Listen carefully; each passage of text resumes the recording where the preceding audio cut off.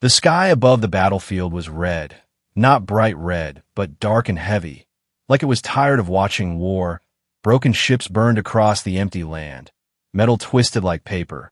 Smoke moved slowly in the cold air, and strange alien symbols glowed faintly in the dust, as if the planet itself was still alive and watching everything. In the middle of that silence stood one human soldier. His name was Daniel Hayes, and he was the only one still breathing on his side of the field. His armor was cracked, his helmet gone, his hands shaking but still holding his weapon. He could taste metal in his mouth and feel warm blood running down his cheek. He did not know how he survived. He only knew that everyone else from his unit was gone. He looked around slowly, trying to understand what happened. The mission was simple. Enter alien territory, gather data, retreat safely, but nothing about this planet was simple. The alien forces had surrounded them faster than expected.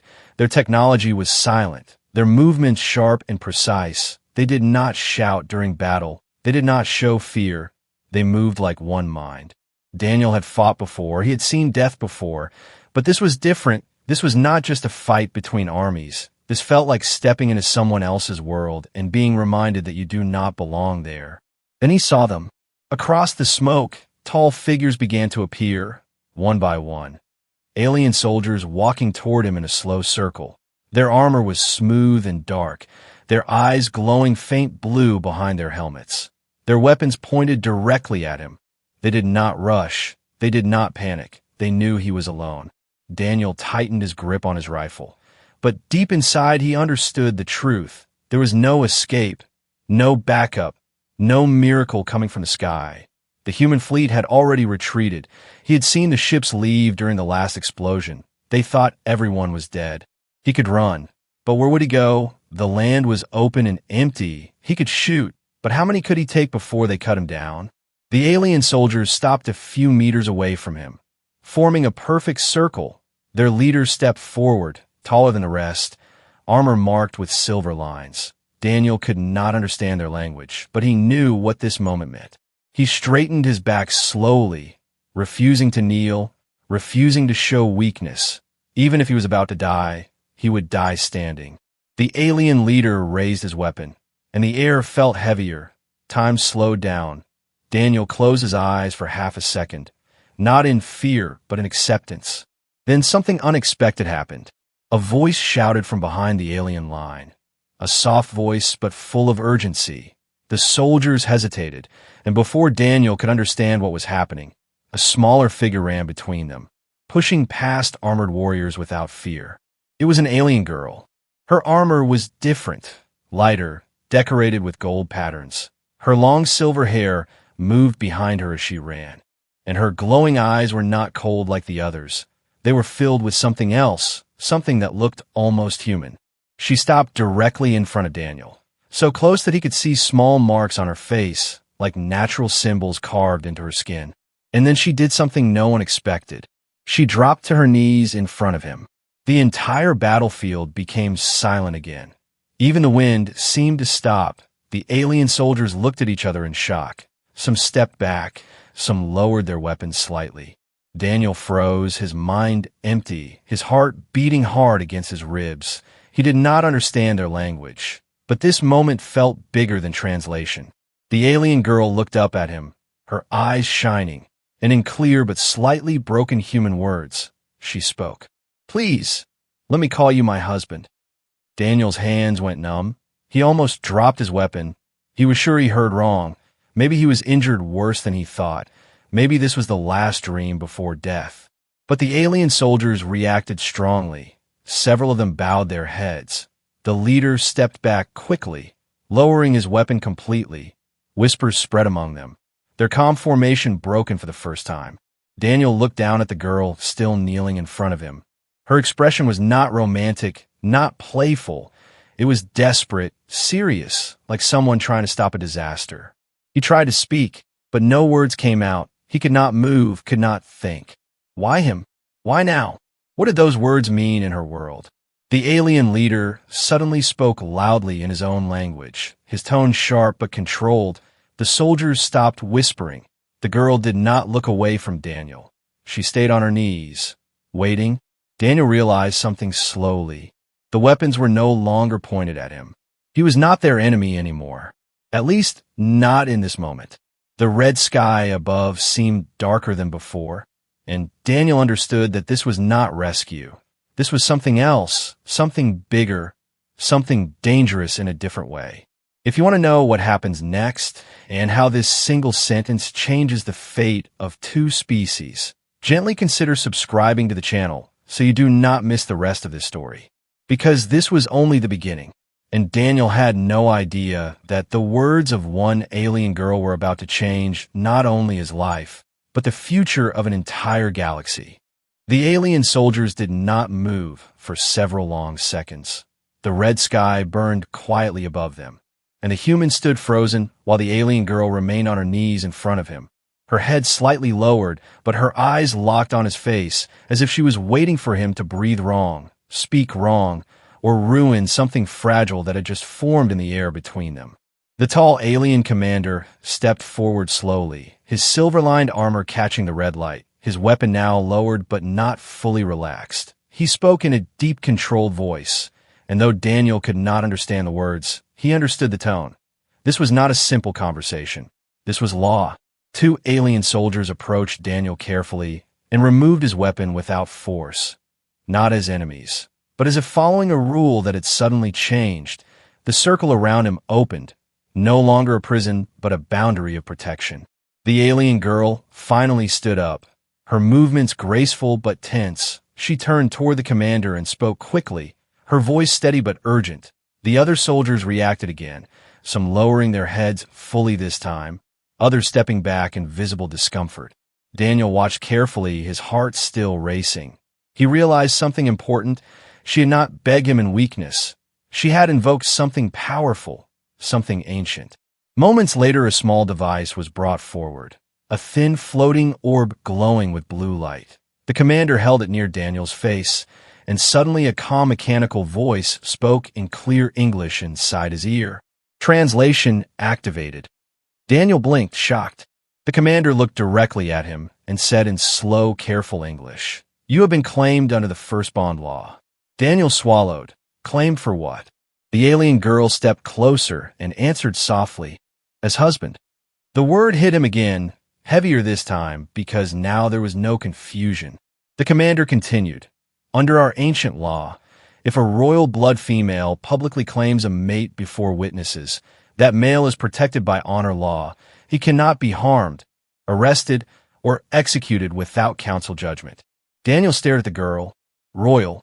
The soldiers around them bowed deeper, confirming the truth without words. She was not just any alien. She was royalty. The commander's voice hardened slightly. However, the law does not remove suspicion. The human species is classified as unpredictable and militarily aggressive. The council will demand proof of worth. Daniel's confusion grew. Proof of what worth? The alien girl looked at him again, and this time there was no fear in her face, only determination. Proof that you are not weak. Weak. That word cut deeper than any weapon. Daniel looked around at the battlefield filled with the bodies of his fallen friends. If I was weak, I would already be dead. A few alien soldiers exchanged glances, clearly understanding his tone, even if they did not fully trust him. The commander raised his hand, signaling movement. "You will be taken to the capital for judgment." The alien ships above the clouds slowly descended, sleek and silent like shadows, and within minutes Daniel was escorted not as a prisoner, not as a free man, but as something in between, something rare. Inside the transport vessel, the air felt different, cleaner, colder, the walls smooth like glass, lights glowing softly without visible source. The alien girl sat across from him, silent for a long moment, studying him. Finally Daniel spoke. "Why me?" She did not answer immediately, as if measuring which truth to give him. "You stood over your wounded enemy," she said quietly. "You shielded him from crossfire."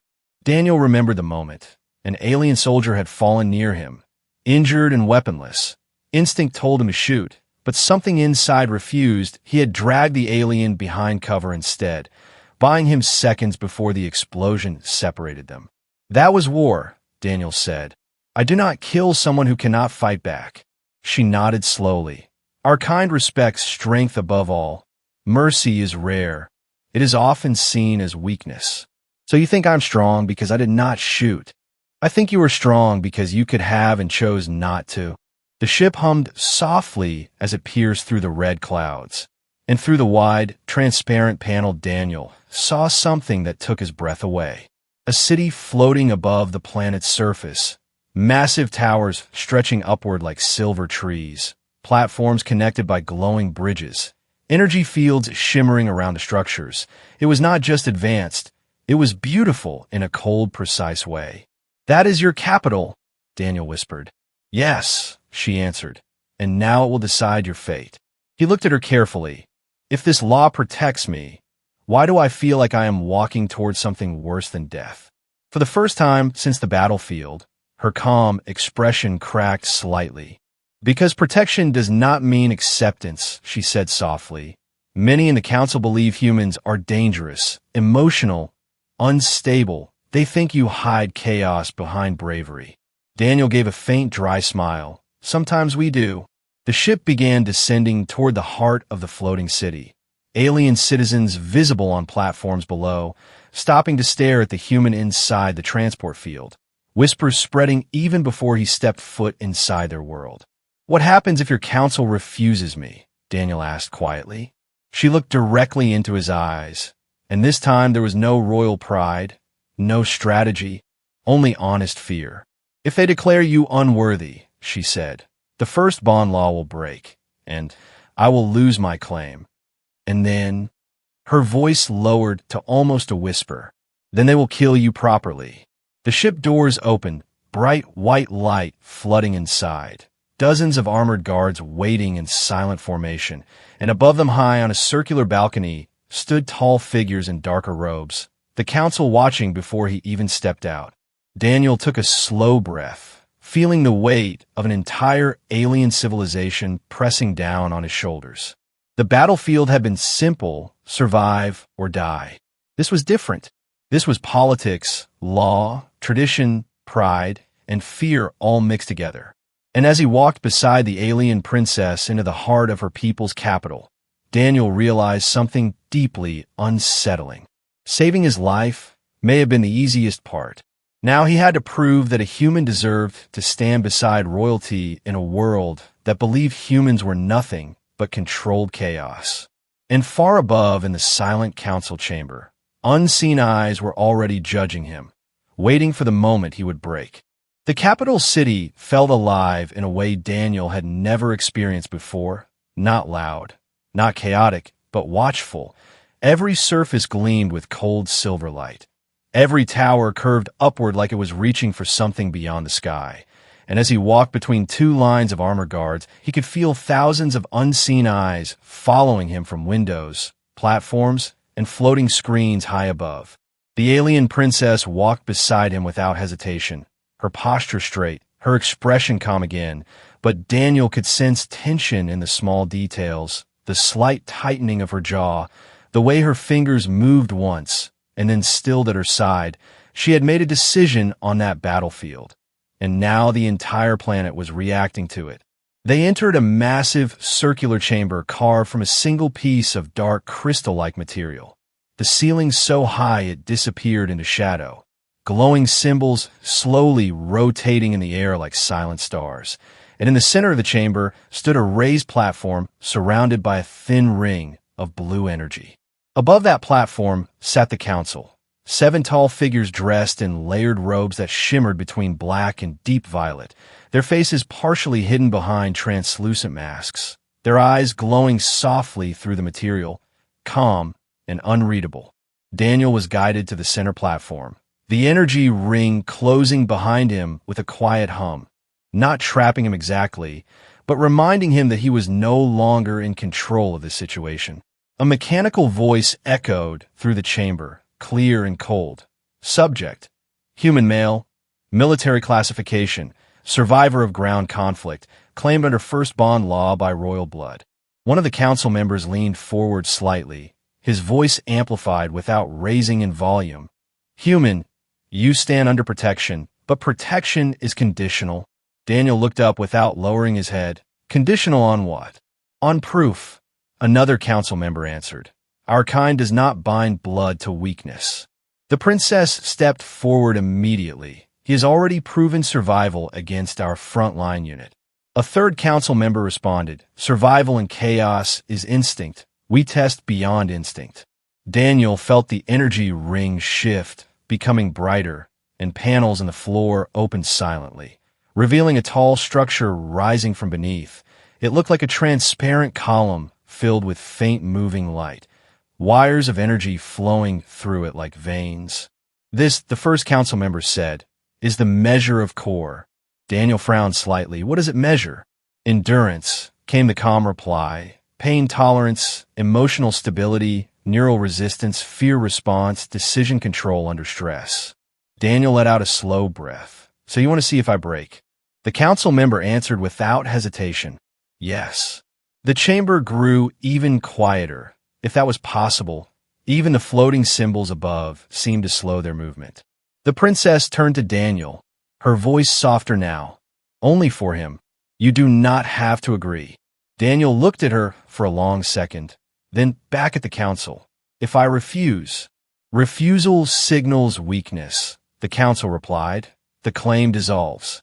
And Daniel understood exactly what that meant. He stepped toward the transparent column. How does it work? Enter, the voice said simply. The front of the structure opened like liquid glass, and Daniel walked inside. The surface sealing behind him without sound, the light within the column growing brighter, wrapping around him in thin lines that attached to his armor and skin. For a moment, nothing happened, and Daniel almost thought it would be simple. Then the pain began. Not physical at first, not like a wound or burn, but pressure inside his head, like invisible hands squeezing his thoughts, pulling memories forward without permission, forcing him to relive moments he had buried. The explosion that killed his first squad. The face of a friend he could not save. The sound of his commander screaming over broken communication. His heart rate spiked, his breathing changed, and the chamber monitors lit up with glowing data streams, alien symbols flashing rapidly as the system measured every reaction. Outside the column, the council watched without emotion. The princess stood frozen, her hands clenched tightly together. The machine increased intensity. Daniel felt heat now, sharp pulses through his nervous system, his muscles locking, his vision blurring, and then the fear simulation began. The battlefield returned around him, but worse, endless enemies, no weapon, no cover, the sound of alien voices echoing, telling him he was alone, that humanity had abandoned him, that his species was small and fragile compared to the vastness of the galaxy. The system was not only testing pain, it was testing doubt. Daniel's knees trembled, sweat running down his face, but he did not scream. He did not beg.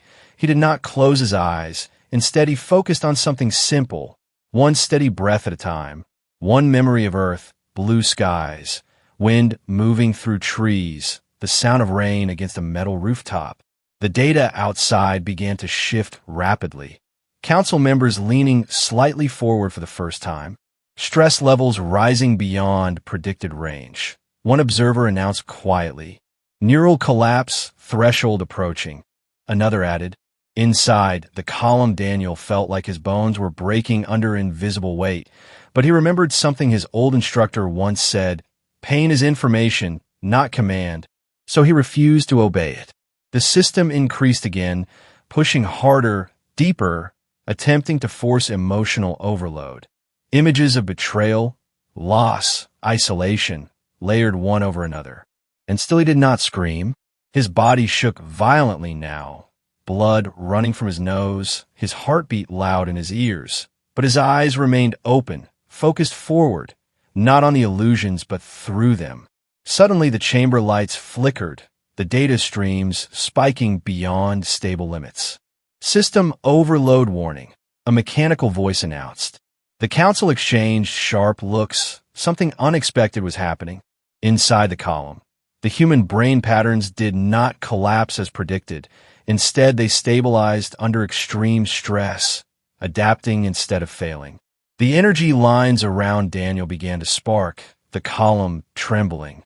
Terminate sequence. One council member ordered quickly, but it was too late. With a loud crack of energy, the transparent structure shattered outward in a controlled burst, the light collapsing into darkness, and Daniel fell to one knee on the platform, breathing heavily but conscious. Smoke drifted upward from the damaged machine, small arcs of electricity snapping harmlessly in the air. The entire chamber stood silent. A technician's voice broke the stillness. The measure of core exceeded maximum calibration. It was not built for this range. Daniel slowly lifted his head, blood still on his face, eyes steady despite exhaustion. "I did not break," he said quietly. Above him, the council members stared down, not with anger now, but with something far more complicated. Respect mixed with concern, because the machine was designed to measure limits, and the human had shown them something dangerous. He did not have the limits they expected. The silence inside the council chamber did not feel the same anymore. Before the test, it had been controlled and superior. Now it felt uncertain, almost fragile, thin cracks forming in the confidence of a civilization that believed it understood strength perfectly.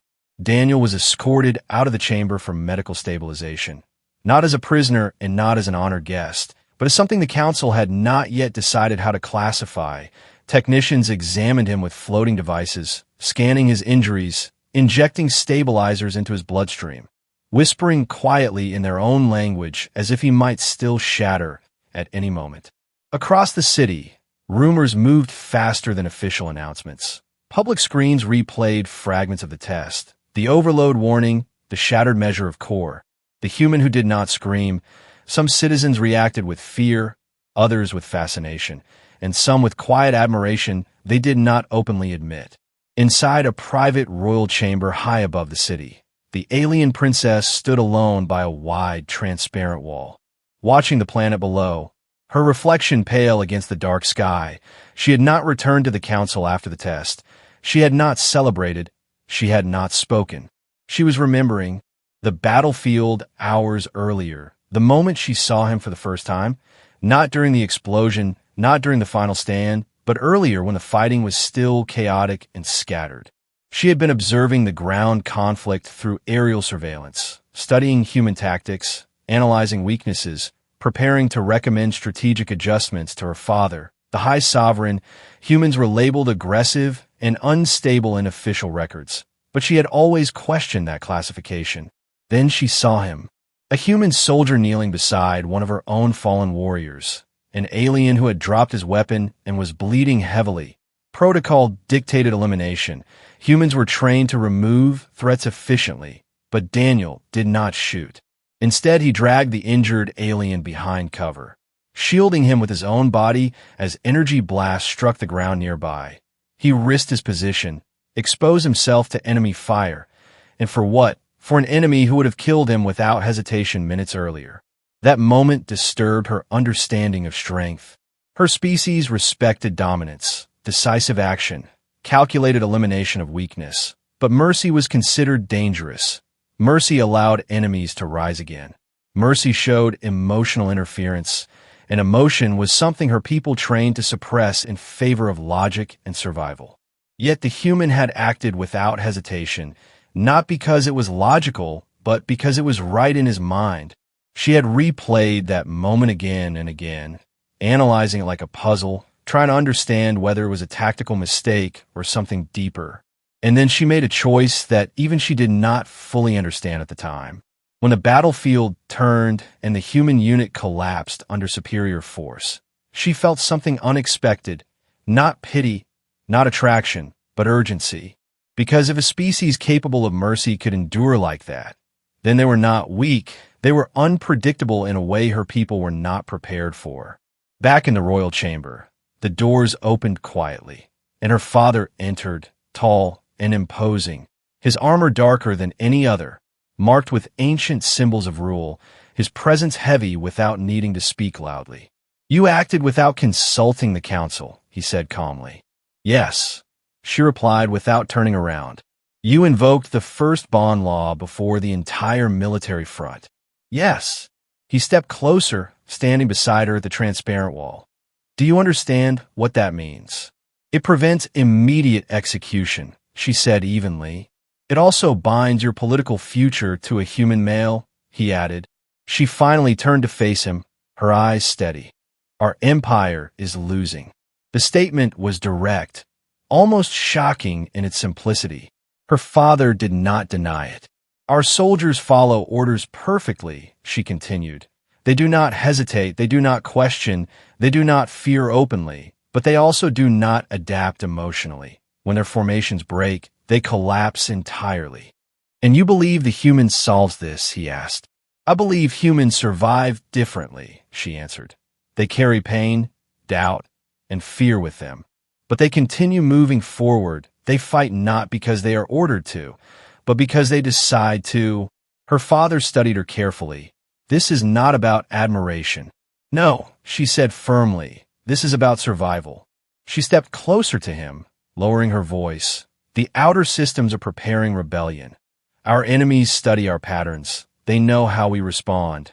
They know our limits, but humans do not follow predictable patterns. And so you bind one to yourself. I bring one into the center, she corrected. Far below, in a secured medical wing, Daniel sat alone on a quiet recovery platform, staring at his hands, replaying the test in his mind. He had faced death before, but this had been different. This had been invasion of thought, of memory, of fear itself. And yet what disturbed him most was not the pain, but the reaction of the council when the machine failed. They were not angry that he survived. They were unsettled. A soft tone signaled the opening of his chamber door, and the princess entered alone, without guards, without formal announcement. You broke our measure of core, she said calmly.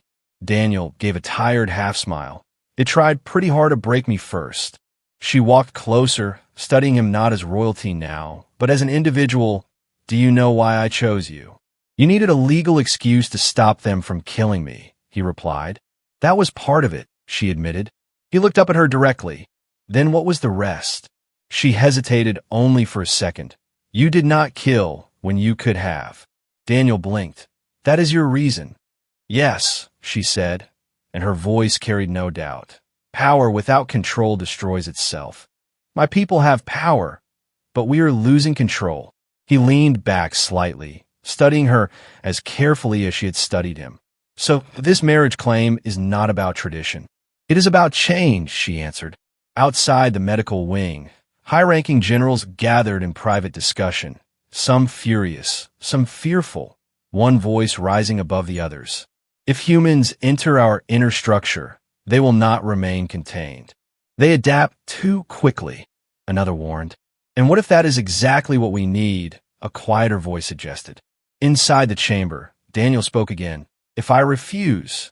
Her eyes darkened slightly, not with anger, but with calculation.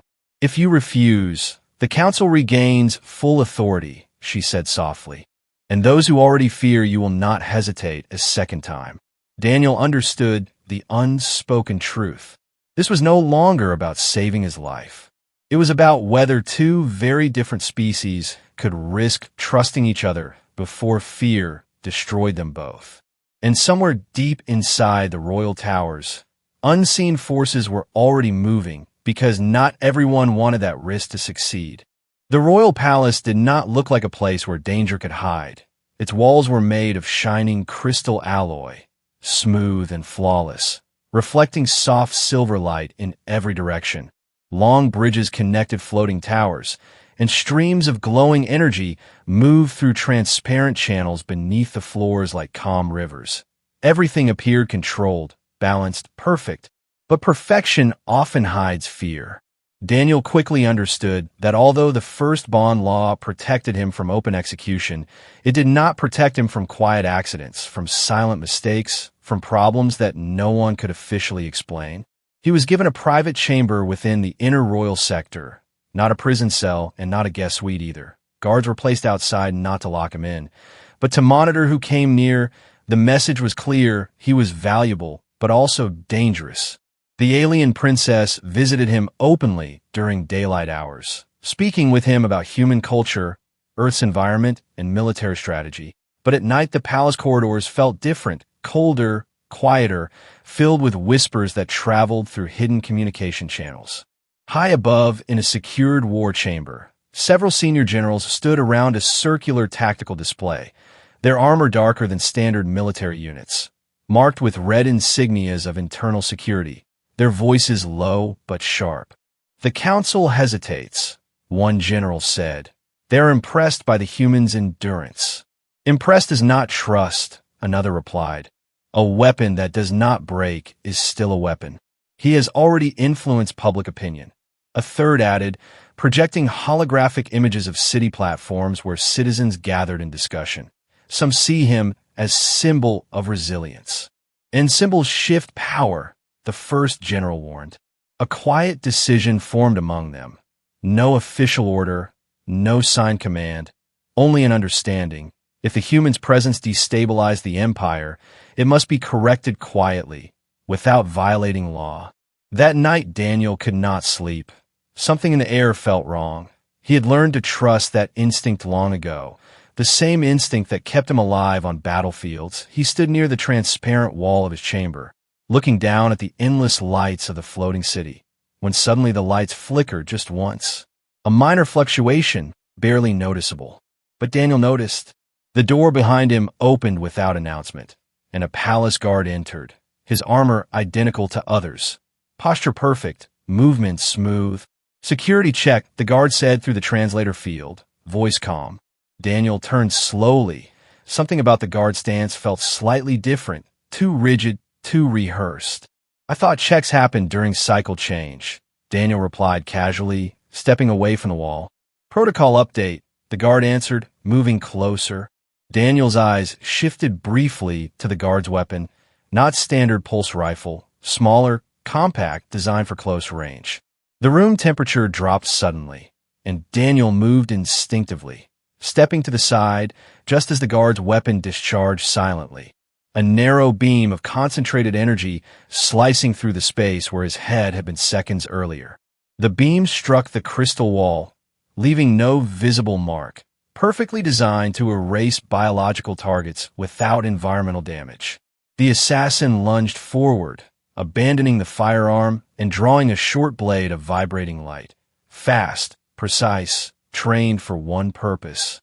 Daniel had no weapon, no armor now, only reflex and experience. He grabbed a nearby metallic chair structure and swung hard, not to injure, but to create space. The blade sliced through the chair easily, but the movement disrupted the assassin's balance.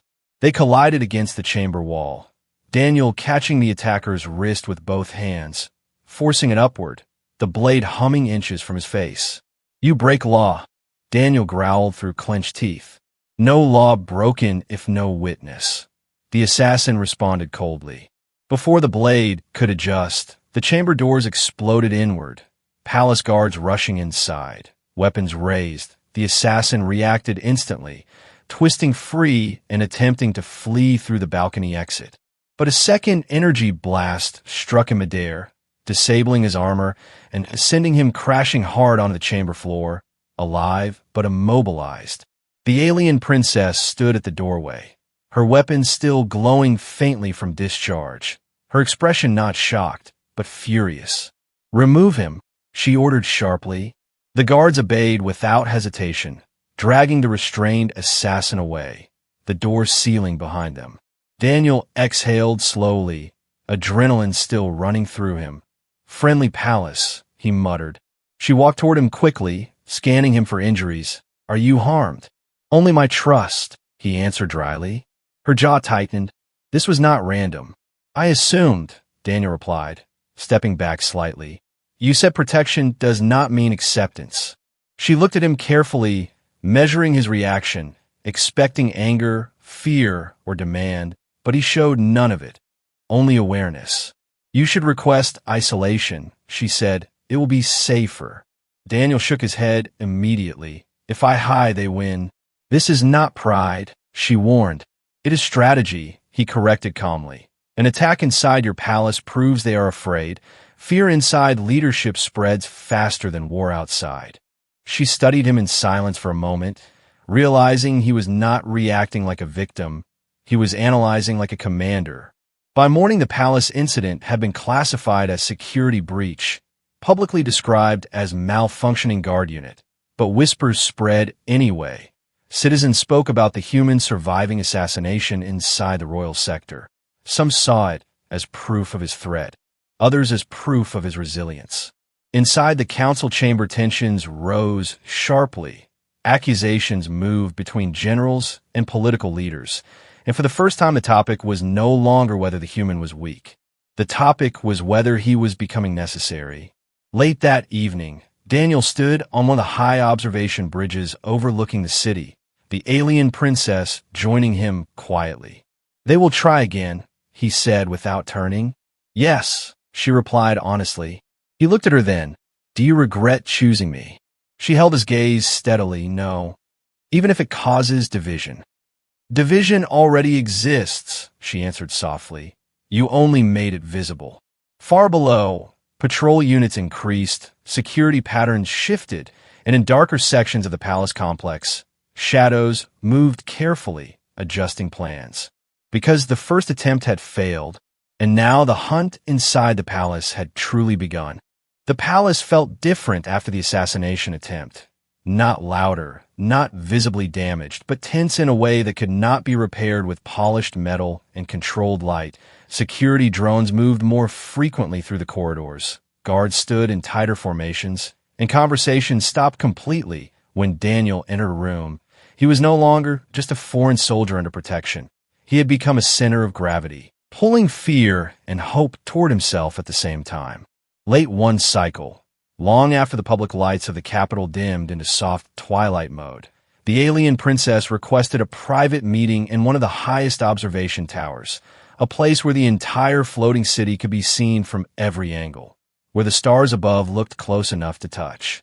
Daniel arrived without escort, something the palace guards clearly disliked, but none dared block him now, without direct council order. He found her standing alone near the transparent arc of the tower wall, her royal armor replaced with simpler ceremonial clothing, silver fabric flowing lightly around her frame. Her posture no longer that of a commander, but of someone carrying weight too heavy to share publicly. "You wanted honesty," she said without turning, her voice quieter than usual. Daniel crossed the room slowly, stopping a few steps behind her. "I always prefer it." For a long moment she said nothing, watching distant ships move between orbital platforms. Then finally she spoke. "Our empire is not losing because we lack weapons." He waited. Sensing this was the truth she had been holding back since the battlefield.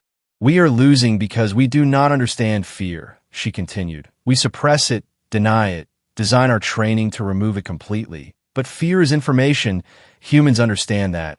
You carry fear and still move forward." Daniel folded his arms loosely. "That is not bravery. That is survival." "Exactly," she replied, turning to face him now, her glowing eyes steady but heavy. "Our soldiers are raised to believe they are superior. They follow logic without emotional interference. But when chaos disrupts logic, they freeze, not because they are weak, but because they have never learned to function inside uncertainty." He thought of the measure of core, the way it attacked doubt and memory instead of muscle. "Your test was not about pain," he said slowly. "It was about emotional collapse."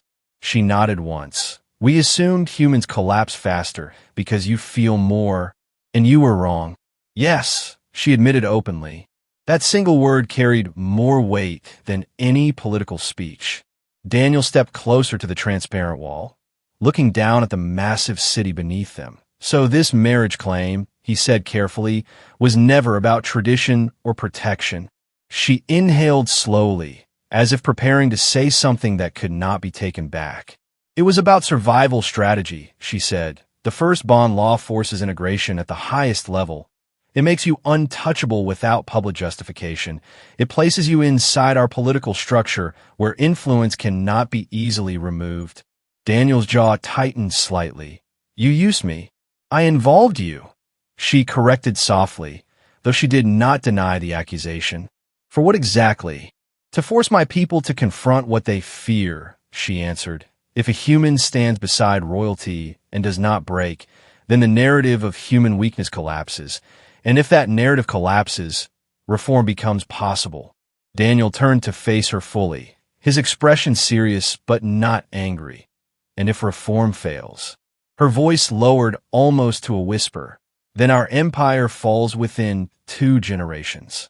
The air between them felt heavier now than it had on the battlefield, because this was no longer about individual survival. This was about species survival. Our outer systems are already unstable, she continued. Colonies question central authority, military divisions argue about strategy, and our enemies study every weakness in our response patterns. They know we rely on perfect formation and calculated dominance. They are learning to disrupt that pattern. And you think humans are the disruption, Daniel said. I think humans are adaptation, she replied. He was silent for a long moment, processing the scale of what she was saying. Why not just form an alliance openly? He asked finally. She gave a faint, sad smile. Because pride blocks alliance. Our leadership would never publicly admit we need human psychological resilience. But if that resilience is tied to royal blood, it cannot be dismissed without political fracture. Daniel let out a slow breath, understanding now that her decision had not been impulsive emotion. It had been calculated risk at the highest level. You chose me because I showed mercy, he said. Yes, she answered without hesitation. Mercy proves control over power, and control is what we lack. Silence settled between them again, but it was different now. Not uncertain, not hostile, but reflective. There is something else, she added quietly. Daniel looked at her, sensing the hesitation. If you reject the bond publicly, she continued, the council regains absolute authority over reform discussions, and those who fear change will remove me from succession, possibly permanently. So, I'm also your political shield, he said calmly. You are leverage, she corrected gently, though the truth was not softer. He studied her carefully, searching for deception, finding none, only exhaustion mixed with resolve. And what do I get in this arrangement? He asked finally. She met his eyes directly, a chance to prevent war between our species. Outside the tower, distant ships moved in formation around the planet. Defensive lines strengthening as intelligence reports signaled enemy mobilization at the borders. Daniel knew his own command would not stay silent forever. Earth would react to any sign of alien political manipulation. Tensions could ignite quickly. You are asking me to stand between 2 civilizations, he said quietly. Yes, she replied, because you have already shown you can stand inside chaos without collapsing. He looked down at the city once more, then back at her. And if I stay, then you become more than symbol, she said. You become bridge. And bridges get walked on, he answered dryly. Bridges also connect worlds, she said softly. In that high silent tower, surrounded by stars and political storms waiting to erupt, Daniel understood the full truth behind her desperate words on the battlefield. She had not begged for romance. She had begged for survival, not just for herself, but for an empire slowly realizing that strength without emotional resilience was a weakness in disguise. And now the choice she had engineered was moving toward him, heavy and unavoidable. Stay and reshape a civilization from the inside, or leave and watch 2 species drift closer to war. The decision did not wait for comfort.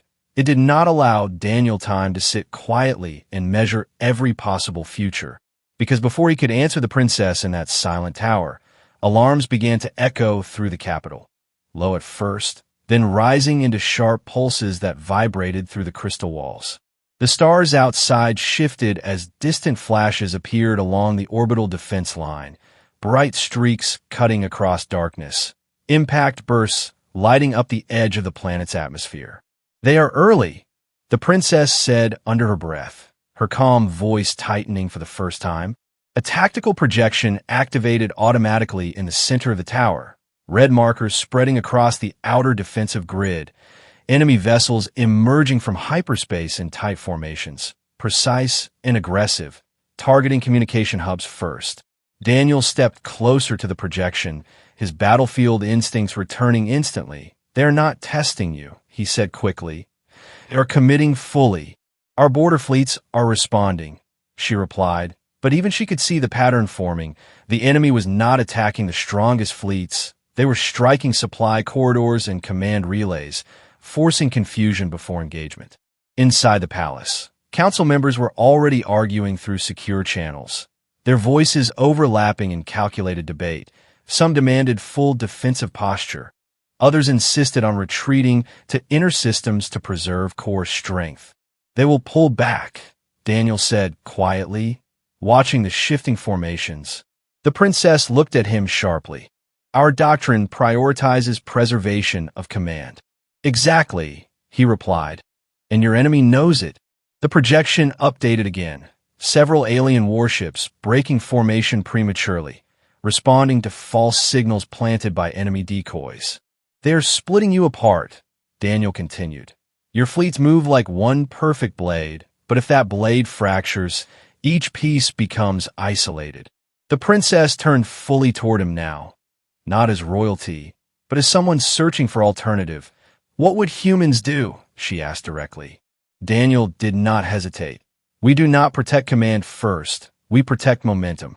He moved his hand across the projection interface. Unfamiliar but intuitive enough. "Concentrate everything into one unpredictable strike. Ignore the decoys. Force them to react to you instead of you reacting to them." "That risks heavy losses," she said. "Yes," he answered evenly, "but it forces psychological disruption on their side. Right now, they believe they control your movement. Break that belief." A council transmission opened automatically in the chamber, the High Sovereign's voice filling the air. "Why is the human present in a strategic channel?"